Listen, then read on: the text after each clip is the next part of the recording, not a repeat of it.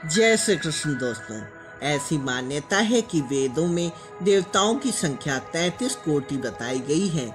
कोटि का प्रकार होता है जिसे लोगों ने या बताने वाले पंडितों ने 33 करोड़ करके बता दिया है। यह भ्रम आज तक जारी है। देवी देवताओं को परमेश्वर ने एक प्रकार से बनाया है और प्रमुख रूप से इनके 33 प्रकार हैं। ये सभी ईश्वर के लिए संपूर्ण ब्रह्मांड में कार्य करते हैं। दोस्तों, 33 कोटि देवताओं में 12 आदित्य, 8 वसु, 11 रुद्र और इंद्र और प्रजापति को मिलाकर कुल 33 देवी देवता होते हैं। कुछ लोग इंद्र और प्रजापति की जगह 2 अश्विनी कुमार को रखते हैं। प्रजापति ही ब्रह्मा है। 12 आदित्यों में से एक विष्णु है और 11 रुद्र में से एक शिव। उक्त सभी देवताओं को परमेश्वर ने अलग अलग कार्य सौंप रखे हैं। चलिए दोस्तों, अब हम लोग जानते हैं कि कौन है 8 वसु।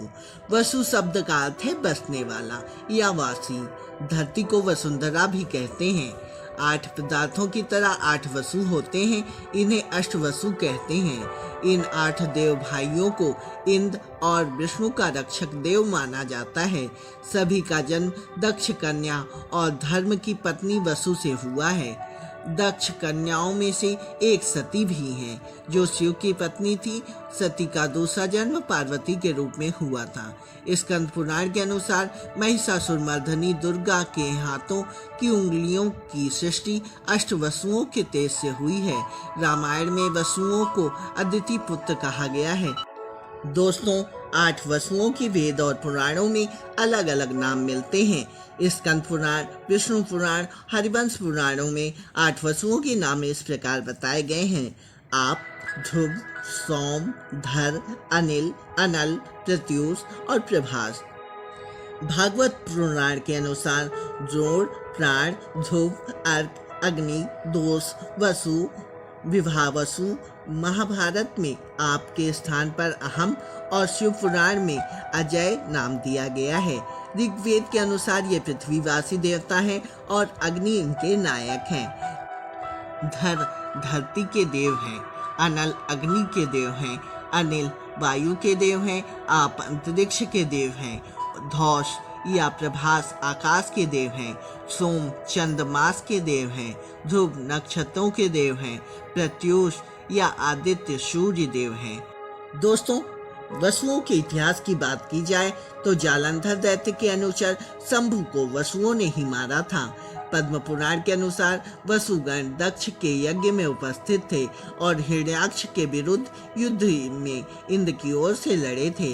भागवत में कालिके से इनके युद्ध का वर्णन मिलता है।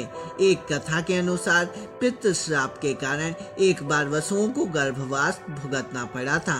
फलस्वरूप इन्होंने नर्मदा तीर पर जाकर 12 वर्षों तक घोर तपस्या की थी। तपस्या के बाद भगवान शंकर ने इन्हें वरदान दिया था। तदुपरांत वसुओं ने वहीं पर शिवलिंग स्थापित करके स्वर्ग की ओर प्रस्थान किया था।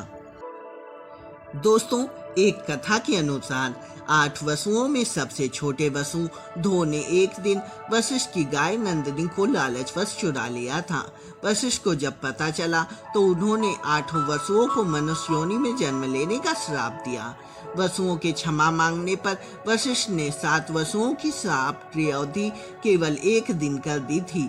ध्रुव नाम के वसु ने अपने पत्नी के बहकावे में आकर उनकी धेनु का अपहरण किया था, अतः उन्हें दीर्घकाल तक मनुष्य योनि में रहने का श्राप दिया गया था तथा संतान न उत्पन्न करने और महान विद्वान और वीर होने तथा स्त्री भोग परित्यागी होने को कहा गया था। इसी श्राप के अनुसार इनका जन्म शांतनु की पत्नी गंगा के गर्भ से हुआ। 7 को गंगा ने जल में फेंक दिया। 8 में भीष्म थे जिन्हें बचा लिया गया था, लेकिन इससे पहले भी उनके मनुष्य योनि में जन्म लेने की कथा मिलती है। संस्कृत विद्वानों के अनुसार सौर्य परिवार के प्रमुख सूर्य के एक ओर से 9 रश्मियां निकलती हैं और ये चारों ओर से अलग अलग निकलती हैं। इस तरह कुल मिलाकर 36 रश्मियां हो जाती हैं। इन रश्मियों के ध्वनियों पर संस्कृत के 36 स्वर बने हैं। इस तरह से सूर्य की जब 9 रश्मियाँ पृथ्वी पर आती हैं तो उनकी पृथ्वी के 8 वसुओं से टक्कर होती है। सूर्य की 9 रश्मियाँ और पृथ्वी के 8 वसुओं के आपस में टकराने से जो 72 प्रकार की ध्वनियाँ उत्पन्न होती हैं, वे संस्कृत के 72 व्यंजन बन गई हैं। इस प्रकार ब्रह्मांड में निकलने वाली कुल 108 ध्वनियों पर संस्कृत की वर्णमाला आधारित है। इसी वैज्ञानिक आधार पर कुछ विद्वान मानते हैं कि मूलतः 36 देवता हैं और कुल मिलाकर 108। लेकिन इतिहास के जानकारों का कहना है कि हमारे पूर्वजों ने अनाम सितारों और अन्य प्रकृति शक्तियों को अपने समय महान लोगों का नाम दिया था। इससे भ्रम की स्थिति उत्पन्न होती है। जैसे ध्रुव नाम का एक विष्णु भक्त था और उसकी भक्ति के चलते ही एक तारे का नाम ध्रुव रखा गया।